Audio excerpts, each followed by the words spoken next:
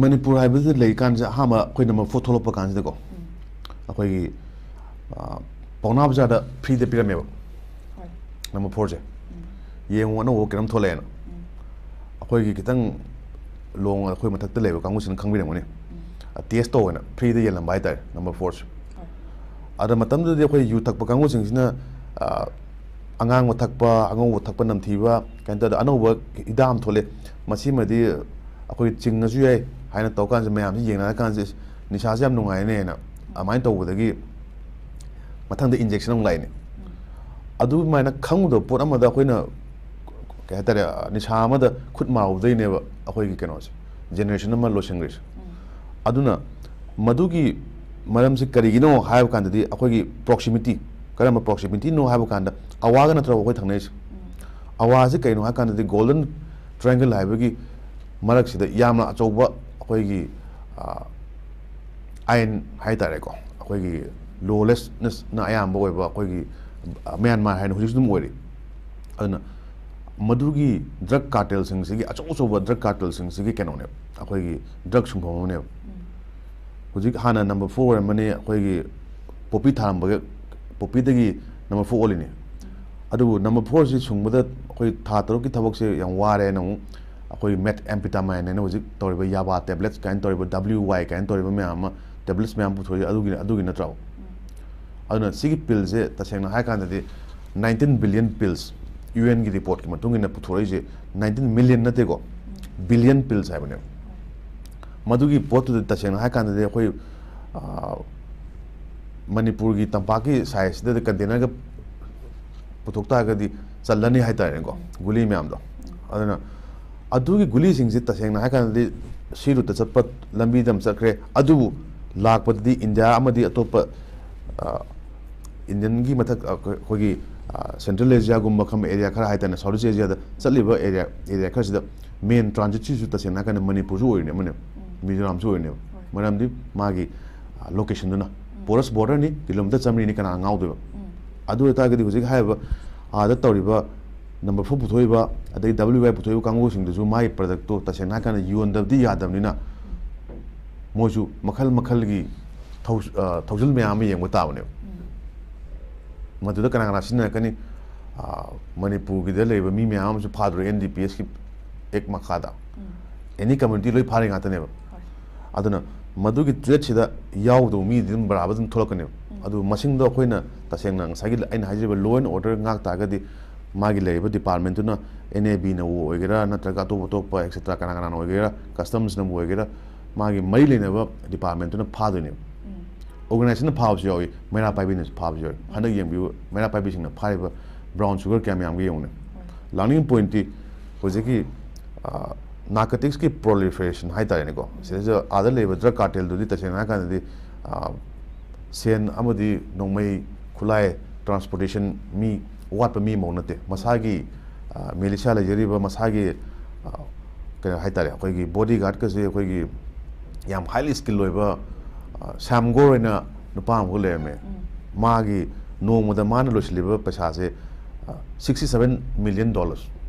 no mo casino da mana paisa lo shin $67 million hen Manipur gi budget ya ne ba chahi mi na tro adu ta gi adu sathi ba nupa da na somda awada le kan se karwa to pa kan di truck sin nagera adagi keno sin nagera drone sin nagera ma to gera na traga mi wona sin nagera kara mong da hi jahaz ta pu gera adu mong lu sin ta ne adu learning point ya khoi gi Manipur gi leba border se nga kani fencing to gani adu to gani nan to sing se chin da di yam phadena haiba adu huji bok di thabong indi udri and masi on thok kita ga thau on thok ta ga di ngasai lai ba drugs mayam adagi huji gi haiba pam da thong mayam ju khara handa ga daina amai thamjage thaga chari oja loisal lak pada lak chaning bana ai khoi gi governor na ai khoi gi 12 suba assembly gi 3 suba mifam February 10 dagi hauna ba saman tawkhre haiba wafam jini oja ai khoi gi haukiba kumja lising ani ga kuni thoi da mikhal asi pangthok laga linglakhiba dagi hausi phawba dum mapunsi si leiribani sumaina lakliba 10 dagi ai khoi gi assembly session asi haurani haiba wafam si dai khoi gi kari karamba law sing puthok hanning ba duga leiriba miyam praja singi damakta yai fanaba kari pot sing puthok hanning ba kari to hanning ba haiba do za khatpram first of all khoi yeng mutai ko ꯍꯧꯖꯤꯛ ꯍꯥꯏꯔꯤꯕ ꯑꯩꯈꯣꯏ 60 member house ꯂꯩꯕꯁꯤꯗ ꯁꯨꯗꯣꯔꯤꯕ꯭ꯔꯥ ꯍꯥꯏꯅ question number 1 ꯑꯗꯨꯗ ꯑꯗꯨꯝ ꯕꯦꯔꯥ ꯑꯃꯗꯤ ꯂꯩꯔꯅꯦꯕꯀꯣ ꯑꯗꯨꯗ ꯑꯩꯈꯣꯏꯒꯤ ꯑꯅꯧꯕ ꯒꯕꯔꯅꯔꯁꯤꯅ ꯀꯧꯕꯤꯔꯦ ꯕꯂꯥꯅ ꯒꯕꯔꯅꯔꯅ ꯑꯗꯨꯒ ꯀꯧꯔꯀꯥꯟꯁꯤꯗ ꯍꯌꯦꯡ ꯌꯥꯝ ꯐꯔꯦ ꯑꯩꯈꯣꯏꯗꯤ ꯃꯔꯝꯗꯤ ꯑꯦꯁꯦꯝꯕ꯭ꯂꯤꯗ ꯐꯝꯕ ꯃꯥꯒꯤ ꯃꯦꯟꯗꯦꯇꯔꯤ ꯑꯣꯏꯕ ꯑꯃ ꯂꯩꯀꯣ ꯑꯩꯈꯣꯏꯒꯤ ꯐꯝꯗ ꯌꯥꯗꯕ ꯀꯩꯅꯣ ꯍꯥꯏꯇꯥꯔꯦ ꯑꯗꯨ ꯀꯧꯔꯀꯥꯟꯁꯤꯗ ꯃꯁꯤ ꯈ꯭ꯋꯥꯏꯗꯒꯤ ꯏꯁꯦꯟꯁꯤꯌꯦꯜ ꯑꯣꯏꯕꯗꯤ ꯀꯩꯅꯣ ꯍꯥꯏ ꯀꯥꯟꯗ ꯑꯦꯁꯦꯝꯕ꯭ꯂꯤꯅ ꯐꯝꯃꯤꯁꯦ ꯉꯁꯥꯏ ꯑꯩꯅ ꯑꯍꯥꯟꯕ ꯀꯣꯏꯁꯟꯗ ꯏꯕꯦꯝꯃꯅ ꯍꯪꯕ ꯀꯥꯟꯗ ꯍꯥꯏꯔꯤꯗꯣ ꯀꯣꯔ ꯏꯁꯨꯁꯤꯡꯁꯦ ꯀꯔꯤꯅꯣ ꯍꯥꯏꯕꯁꯤꯃ ꯅꯩꯅꯗꯣꯏ ꯅꯠꯇ꯭ꯔꯣ ꯑꯗ ꯑꯩꯅ ꯍꯥꯏꯖꯒꯦꯅ ꯀꯣꯔ ꯏꯁꯨꯁ ꯅꯩꯅꯗꯣꯏꯁꯦ ꯑꯩꯈꯣꯏ ꯃꯤꯌꯥꯝꯗꯤ ꯈꯪꯗꯕꯁꯨ ꯌꯥꯏ ꯑꯩꯈꯣꯏꯗꯤ ꯍꯦꯟꯅ ꯍꯩꯁꯤꯡꯕ ꯑꯩꯈꯣꯏꯗꯤ ꯍꯦꯟꯅ ꯈꯪꯕ ꯑꯗꯨꯒ ꯑꯩꯈꯣꯏꯒꯤ ꯃꯍꯨꯠ ꯁꯤꯜꯂꯨꯔꯣꯅ ꯊꯥꯒꯠꯈ꯭ꯔꯤꯕ ꯃꯤ ꯃꯌꯥꯝꯗꯨꯒꯤ ꯄꯨꯂꯞ ꯐꯝꯒꯗꯧꯕ ꯃꯐꯝ ꯑꯃꯅꯦꯕ ꯄꯨꯂꯞ ꯐꯝꯃ ꯀꯥꯟꯁꯤꯗ ꯑꯩꯅ ꯁꯣꯏꯔꯤꯁꯤꯅ ꯀꯔꯤꯅꯣ ꯅꯪꯒꯤ ꯗꯤꯄꯥꯔꯠꯃꯦꯟꯅ ꯁꯣꯏꯔꯤꯁꯤꯅ ꯀꯔꯤꯅꯣ ꯑꯣꯄꯣꯖꯤꯁꯟꯅ ꯑꯃꯨꯛ ꯍꯥꯏꯔꯛꯀꯅꯤ ꯅꯣꯏ ꯃꯌꯥꯝ ꯑꯁꯣꯏꯕꯗꯣ ꯈꯪꯉ ꯇꯥꯔꯒꯗꯤ ꯅꯣꯏ ꯑꯁꯣꯏꯕꯗꯣ ꯁꯤ ꯂꯩꯔꯦ ꯑꯗꯨ ꯅꯠꯇ꯭ꯔꯕ ꯑꯩꯈꯣꯏꯒꯤ ꯗꯦꯃꯣꯀ꯭ꯔꯦꯇꯤꯛ ꯑꯣꯏꯕ ꯑꯦꯛꯁꯔꯁꯥꯏꯖ ꯑꯃ ꯍꯥꯏꯇꯥꯔꯦꯅꯦꯀꯣ ꯑꯗꯨ ꯅꯍꯥꯟꯅ ꯇꯧꯐꯝ ꯊꯣꯛꯇ꯭ꯔꯕ ꯃꯃꯥꯡꯗꯁꯨ ꯇꯧꯗꯕꯒꯤ ꯋꯥꯊꯣꯛ ꯃꯌꯥꯝ ꯂꯩꯀꯣ ꯌꯥꯏꯒ ꯌꯥꯗꯦꯒ ꯑꯗꯨꯒ ꯇꯧꯒꯦꯒ ꯑꯗꯥ ꯇꯧꯗꯦꯒ ꯑꯗꯨ ꯑꯣꯏꯇꯥꯔꯒꯗꯤ ꯍꯧꯖꯤꯛ ꯍꯥꯏꯔꯤꯕ ꯀꯩꯅꯣꯁꯤꯗ ꯆꯞ ꯆꯥꯅ ꯄꯨꯊꯣꯛꯄꯤꯔꯀꯥꯟꯁꯤꯗ ꯑꯩꯈꯣꯏꯒꯤ ꯀꯩꯅꯣ ꯍꯥꯏꯇꯥꯔꯦ ꯑꯩꯈꯣꯏꯒꯤ ꯗꯦꯃꯣꯀ꯭ꯔꯦꯁꯤꯒꯤ ꯈ꯭ꯋꯥꯏꯗꯒꯤ ꯆꯥꯎꯕ ꯑꯩꯈꯣꯏꯒꯤ ꯇꯦꯝꯄꯜ ꯑꯣꯏꯔꯤꯕ ꯂꯥꯏꯁꯪ ꯑꯣꯏꯔꯤꯕ ꯑꯗꯨꯒꯨꯝꯕ ꯑꯩꯈꯣꯏꯒꯤ ꯑꯦꯁꯦꯝꯕ꯭ꯂꯤꯁꯤꯗ ꯃꯌꯥꯝ ꯄꯨꯜꯂꯀꯥꯟꯗ ꯐꯝꯃ ꯀꯥꯟꯁꯤꯗ ꯑꯩꯈꯣꯏꯒꯤ ꯃꯤꯌꯥꯝꯒꯤ ꯄꯨꯟꯁꯤ ꯀꯃꯥꯏꯅ ꯉꯥꯛꯀꯗꯒꯦ ꯃꯤꯌꯥꯝꯒꯤ ꯂꯟ ꯊꯨꯝ ꯀꯃꯥꯏꯅ ꯉꯥꯛꯀꯗꯒꯦ ꯑꯩꯈꯣꯏꯅ ꯍꯧꯖꯤक ꯂꯩꯔꯤꯕ ꯑꯩꯈꯣꯏꯒꯤ ꯁꯤꯁꯇꯦꯝꯁꯦ ꯑꯦꯗꯃꯤꯅꯤꯁꯇ꯭ꯔꯦꯁꯟꯁꯤꯕꯨ ꯀꯔꯝꯕ ꯃꯈꯜꯒꯤ ꯑꯦꯗꯃꯤꯅꯤꯁꯇ꯭ꯔꯦꯁꯟꯅꯣ ꯅꯠꯇ꯭ꯔꯥ ꯑꯃꯗꯤ ꯈ꯭ꯋꯥꯏꯗꯒꯤ ꯃꯔꯨꯑꯣꯏꯕ ꯑꯩꯈꯣꯏꯒꯤ ꯗꯤꯁꯄ꯭ꯂꯦꯁ ꯑꯣꯏꯅ ꯑꯩꯈꯣꯏꯒꯤ ꯂꯩꯔꯤꯕ ꯅꯣꯡꯃꯒꯤ ꯆꯔꯥ ꯇꯥꯜꯂꯒ ꯍꯤꯡꯉꯤꯕ ꯃꯌꯨꯝ ꯃꯀꯩ ꯂꯩꯖꯗ꯭ꯔꯕ ꯑꯗꯨꯒ ꯋꯥꯈꯜꯒꯤ ꯂꯥꯏꯅꯥꯅꯁꯨ ꯅꯥꯔꯛꯄ ꯍꯧꯕ ꯃꯤ ꯌꯥꯝ ꯌꯥꯝꯃꯦꯀꯣ ꯗꯤꯁꯄ꯭ꯂꯦꯁ ꯄꯔꯁꯟꯁꯤꯡꯁꯦ ꯃꯈꯣꯏꯒꯤꯗꯃꯛꯇ ꯌꯥꯏꯐꯅꯕ ꯄꯣꯂꯤꯁꯤ ꯀꯔꯤ ꯀꯔꯤ ꯄꯥꯏꯈꯠꯄ ꯌꯥꯕꯒꯦ ꯍꯣꯏ ꯑꯩꯈꯣꯏꯒꯤ ꯅꯤꯖꯛ ꯔꯤꯌꯦꯛꯁꯟ ꯍꯥꯏꯅ ꯑꯩꯈꯣꯏꯒꯤ ꯉꯥꯛꯇꯪ ꯃꯩ ꯆꯥꯎꯔꯀꯥꯟꯁꯤꯗ ꯃꯩ ꯑꯩꯈꯣꯏꯒꯤ ꯐꯥꯌꯔ ꯑꯦꯛꯁꯇꯤꯡꯒꯨꯏꯁꯔꯅ ꯐꯥꯌꯔ ꯕ꯭ꯔꯤꯒꯦꯗ ꯂꯥꯛꯀꯥꯟꯗ ꯃꯩ ꯃꯨꯠꯊꯠꯂꯤ ꯑꯗꯨꯕꯨ ꯆꯥꯛꯏꯕꯗꯤ ꯆꯥꯈ꯭ꯔꯕꯅꯦꯕ ꯆꯥꯛꯏꯕꯗꯣ ꯆꯥꯈꯤ ꯇꯥꯔꯒꯗꯤ ꯃꯉꯣꯟꯗ ꯀꯔꯝꯕ ꯃꯈꯜꯒꯤ ꯈꯨꯗꯣꯡꯆꯥꯕ ꯄꯤꯕ ꯌꯥꯕꯒꯦ ꯀꯔꯝꯕ ꯄꯨꯟꯁꯤ ꯃꯍꯤꯡꯗ ꯂꯥꯛꯍꯟꯕ ꯌꯥꯕꯒꯦ ꯃꯣꯏꯁꯦ ꯀꯔꯝꯕ ꯊꯕꯛꯇ ꯏꯝꯄ꯭ꯂꯣꯏ ꯇꯧꯕ ꯌꯥꯕꯒꯦ ꯍꯩꯇ꯭ꯔꯒꯅ ꯀꯔꯝꯕ ꯃꯈꯜꯒꯤ ꯑꯩꯈꯣꯏꯒꯤ ꯃꯈꯣꯏꯗ ꯈꯨꯠꯁꯥ ꯍꯩꯅꯕ ꯁꯤꯟꯕꯤꯕ ꯌꯥꯕꯒꯦ ꯀꯔꯝꯕ ꯒꯣꯔꯃꯦꯟꯅ ꯊꯕꯛ ꯄꯤꯕ ꯉꯝꯕ ꯇꯥꯔꯒꯁꯨ ꯀꯔꯝꯕ ꯑꯦꯔꯤꯌꯥꯗ ꯄ꯭ꯔꯥꯏꯚꯦꯠ ꯁꯦꯛꯇꯔꯗ ꯊꯥꯕ ꯌꯥꯕꯒꯦ ꯍꯥꯏꯕꯒꯤ ꯃꯑꯣꯡꯁꯤꯗ ꯆꯞ ꯆꯥꯕ ꯑꯃ ꯇꯪ ꯇꯥꯕ ꯑꯃ ꯈꯟꯅꯕꯤꯔꯀꯥꯟꯁꯤꯗ ꯍꯧꯖꯤꯛꯀꯤ ꯃꯅꯤꯄꯨꯔꯒꯤ ꯃꯤꯌꯥꯝꯅ ꯋꯥꯔꯤꯕ ꯑꯩꯈꯣꯏꯒꯤ ꯃꯩꯊꯛꯇ ꯂꯧꯔꯤꯕꯁꯦ ꯃꯁꯤꯁꯤꯗ ꯇꯁꯦꯡꯅ ꯍꯥꯏꯔꯀꯥꯟꯁꯤꯗꯤ ꯁꯣꯂꯨꯁꯟ ꯑꯃ ꯄꯨꯊꯣꯛꯑꯀꯥꯟꯁꯤꯗ ꯄꯨꯂꯞ ꯌꯥꯅꯔꯀꯥꯟꯁꯤꯗ ꯑꯗꯨꯒꯤꯗꯃꯛꯇ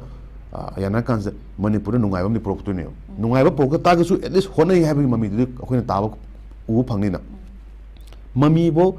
ꯇꯥꯕ ꯐꯪꯒ ꯇꯥꯔꯒꯗꯤ ꯑꯩꯈꯣꯏꯅ ꯈꯜꯂꯤꯁꯦ ꯑꯩꯈꯣꯏꯅ ꯁꯨꯃꯥꯏꯅ ꯊꯥꯒꯠꯂꯀꯥꯟꯁꯤꯗ ꯃꯣꯏ ꯃꯌꯥꯝꯅ ꯁꯤꯗꯩꯁꯤꯗ ꯑꯦꯁꯦꯝꯕ꯭ꯂꯤꯗ ꯑꯗꯨꯃꯥꯏꯅ ꯑꯩꯈꯣꯏꯒꯤ ꯆꯞ ꯆꯥꯕ ꯏꯁꯨ ꯃꯌꯥꯝꯁꯦ ꯈꯟꯅꯕꯤꯗ ꯇꯥꯔꯒꯗꯤ ꯐꯔꯦ ꯃꯅꯤꯄꯨꯔ ꯃꯤꯌꯥꯝ ꯑꯃꯔꯣꯝꯗꯁꯨ ꯌꯥꯝ ꯐꯩ ꯑꯃꯔꯣꯝꯗꯁꯨ ꯏꯃꯣꯁꯟꯁꯨ ꯌꯥꯝ ꯆꯠꯂꯦ ꯑꯗꯨꯅ ꯁꯥꯎꯈꯤ ꯇꯥꯔꯒꯗꯤ ꯌꯥꯝ ꯊꯨꯅ ꯁꯥꯎꯒꯟꯕ ꯀꯥꯡꯕꯨꯅꯦꯕ ꯑꯗꯨꯅ ꯃꯊꯪꯒꯤ 2027ꯗꯗꯤ ꯑꯩꯈꯣꯏꯒꯤ ꯃꯤꯌꯥꯝꯒꯤ ꯈꯨꯕꯤ ꯅꯝꯃ ꯀꯥꯟꯁꯤꯗ ꯑꯃ ꯇꯧꯗꯣꯔꯤꯗꯅ ꯑꯗꯨ ꯆꯦꯛꯁꯤꯟꯕꯤꯌꯨꯁꯤꯅ ꯑꯩꯅ ꯍꯥꯏꯖꯔꯤꯁꯦ ꯀꯩꯒꯤꯅꯣ ꯃꯤꯌꯥꯝꯒꯤ ꯃꯦꯃꯣꯔꯤꯁꯤ ꯌꯥꯝ ꯄꯥꯏ ꯌꯥꯝꯅ ꯇꯦꯜꯂꯤ ꯍꯥꯏꯅꯁꯨ ꯈꯟꯕꯤꯕꯗꯤ ꯌꯥꯏ ꯍꯌꯦꯡꯋꯥꯏ ꯂꯨꯄꯥ 2,000-3,000 ꯍꯦꯟꯒꯠꯂꯀꯥꯟꯁꯤꯗ ꯑꯗꯨꯝ ꯂꯧꯔ ꯂꯣꯏꯔꯦ ꯑꯗꯨꯝ ꯈꯔ ꯂꯩꯔꯀꯥꯟꯗ ꯃꯣꯏ ꯃꯌꯥꯝꯒꯤ ꯀ꯭ꯂꯕ ꯑꯃ ꯁꯦꯝꯕꯤꯅꯕꯒꯤ ꯑꯗꯒꯤ ꯂꯝꯕꯤ ꯑꯃ ꯀꯣꯏꯂꯥꯁ ꯊꯥꯅ ꯂꯝꯕꯤ ꯀꯣꯏꯂꯥꯁ ꯊꯥꯕꯤꯕꯨ MLAꯅ ꯊꯥꯕꯤꯕ꯭ꯔꯥꯅꯦ ꯆꯦꯡ ꯌꯦꯟꯕꯕꯨ MLAꯅ ꯌꯦꯟꯕ꯭ꯔꯥꯕ ꯃꯥꯒꯤ ꯃꯊꯧ ꯑꯝꯇ ꯅꯠꯇꯦꯕ ꯑꯗꯨꯗꯤ DCꯅ ꯇꯧꯒꯗꯕ ꯊꯕꯛ ꯉꯥꯛꯇꯅꯦꯕ ꯇꯁꯦꯡꯅ ꯍꯥꯏꯔꯀꯥꯟꯁꯤꯗ ꯑꯗꯒꯤ ꯍꯧꯖꯤꯛꯀꯤ ꯂꯩꯔꯤꯕ ꯄ꯭ꯂꯥꯟꯗ ꯂꯣꯏ ꯌꯥꯎꯖꯈ꯭ꯔꯕ ꯉꯥꯛꯇꯅꯦ ꯍꯌꯦꯡꯋꯥꯏ ꯚꯣꯠ ꯃꯌꯥꯗꯗꯤ ꯀꯣꯏꯂꯥꯁꯇꯣ ꯃꯥꯅ ꯊꯥꯕꯤꯗꯕꯅꯤ ꯑꯗꯒꯤ ꯍꯟꯗꯛ ꯆꯦꯡ ꯑꯗꯨ ꯌꯦꯜꯂꯦ ꯑꯗ ꯍꯟꯗꯛꯅ ꯑꯗꯨꯒꯤ ꯃꯥꯒꯤ ꯑꯗꯨ ꯇꯧꯕꯤꯈ꯭ꯔꯕꯅꯦ ꯈꯔ ꯑꯩꯈꯣꯏꯒꯤ ꯆꯥꯏꯊꯣꯔꯛꯄ ꯈꯔ ꯌꯥꯎꯒꯅꯤꯅ ꯀꯩꯅꯣ ꯍꯧꯖꯤꯛ ꯐꯥꯖꯤꯜꯂꯤꯕ ꯃꯌꯥꯝꯁꯦ ꯆꯥꯏꯊꯣꯛꯄ ꯑꯃ ꯌꯥꯎꯒꯅꯦꯕ ꯑꯗꯨ ꯀꯥꯟꯁꯤꯗ ꯃꯤꯑꯣꯏ ꯀꯌꯥꯅ ꯍꯧꯖꯤꯛꯀꯤ ꯉꯁꯥꯏꯒꯤ ꯍꯥꯏꯔꯤꯕ ꯃꯇꯤꯛ ꯆꯥꯕ MLA ꯑꯣꯏꯇꯥꯔꯒꯗꯤ ꯀꯩꯁꯨ ꯀꯥꯏꯗꯦ ꯑꯗꯨꯝ ꯍꯟꯅ ꯊꯥꯒꯠꯄꯤꯔꯛꯎ ꯑꯗꯨꯕꯨ ꯑꯗꯣꯝꯒꯤ MLAꯗꯨꯅ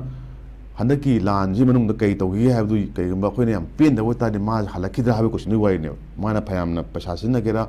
ꯈꯨꯠꯂꯥꯏ ꯁꯤꯖꯤꯟꯅꯒꯦꯔꯥ ꯃꯤ ꯁꯤꯖꯤꯟꯅꯒꯦꯔꯥ ꯂꯣꯏ ꯁꯤꯖꯤꯟꯅ ꯇꯥꯔꯒꯁꯨ ꯃꯥ ꯂꯥꯛꯈꯤꯗ꯭ꯔꯥ ꯍꯥꯏꯕꯗꯨꯒꯤ ꯋꯥꯔꯤꯅꯦꯕ ꯅꯠꯇ꯭ꯔꯒ ꯃꯥꯒꯤ ꯍꯧꯖꯤꯛ ꯂꯩꯔꯤꯕ ꯃꯤꯁꯤꯡꯗꯨꯅ ꯊꯥꯒꯠꯂꯛꯈꯤꯗ꯭ꯔꯥ ꯍꯥꯏꯕꯗꯨꯒꯤ ꯋꯥꯔꯤꯅꯤꯗ ꯍꯟꯗꯛꯀꯤ AMPꯒꯤ ꯚꯣꯠꯇꯨꯗꯤ ꯀꯩꯝꯇ ꯎꯈ꯭ꯔꯦꯅ ꯑꯩꯈꯣꯏꯅ ꯀꯣꯡꯒ꯭ꯔꯦꯁ ꯈꯛꯀꯤ ꯋꯥ ꯅꯠꯇꯦ ꯑꯩꯈꯣꯏ ꯂꯩꯔꯤꯕ ꯑꯦꯟꯇꯤ ꯏꯟꯀꯝꯕꯦꯟꯁꯤ ꯍꯥꯏꯇꯥꯔꯦꯅꯦ ꯃꯌꯥꯝꯅ ꯄꯣꯄꯨꯂꯔ ꯒꯣꯔꯃꯦꯟ ꯑꯣꯏꯕꯗ ꯑꯟꯄꯣꯄꯨꯂꯔ ꯑꯣꯏꯕꯗꯨ ꯎꯔꯦꯗꯅ ꯑꯗꯨꯒꯤ ꯄꯣꯠꯇꯨꯗ ꯍꯌꯦꯡ ꯌꯥꯝꯅ ꯄ꯭ꯔꯣꯕ꯭ꯂꯦꯝ ꯂꯥꯛꯀꯅꯤ ꯑꯗꯨꯅ ꯍꯧꯖꯤꯛ ꯐꯝꯗꯣꯔꯤꯕ ꯑꯦꯁꯦꯝꯕ꯭ꯂꯤ ꯁꯦꯁꯟꯁꯤꯗ ꯑꯩꯈꯣꯏꯒꯤ ꯑꯣꯅꯔꯦꯕꯜ MLAꯁꯤꯡ ꯑꯃꯗꯤ ꯂꯩꯔꯤꯕ ꯍꯥꯎꯁꯀꯤ ꯂꯩꯔꯤꯕ ꯔꯤꯄ꯭ꯔꯖꯦꯟꯇꯦꯇꯤꯚ ꯃꯌꯥꯝꯅ ꯐꯖꯅ ꯑꯩꯈꯣꯏꯒꯤ ꯃꯃꯨꯠ ꯇꯥꯅ ꯅꯩꯅꯕꯤꯔꯀꯥꯟꯗ ꯑꯩꯈꯣꯏꯁꯦ ꯃꯤꯌꯥꯝꯅ ꯊꯥꯒꯠꯂꯛꯄꯅꯤꯀꯣ ꯍꯥꯏꯕꯁꯦ ꯁꯤ ꯑꯃꯇꯪ ꯈꯟꯕꯤꯔꯀꯥꯟꯁꯤꯗ ꯑꯝꯇꯪ ꯃꯤꯌꯥꯝꯒꯤ ꯌꯥꯏꯐꯅꯅꯕ ꯑꯝꯇ ꯍꯣꯠꯅꯕꯤꯌꯨ ꯍꯥꯏꯅ ꯑꯝꯇ ꯔꯤꯀ꯭ꯋꯦꯁ ꯇꯧꯖꯒꯦ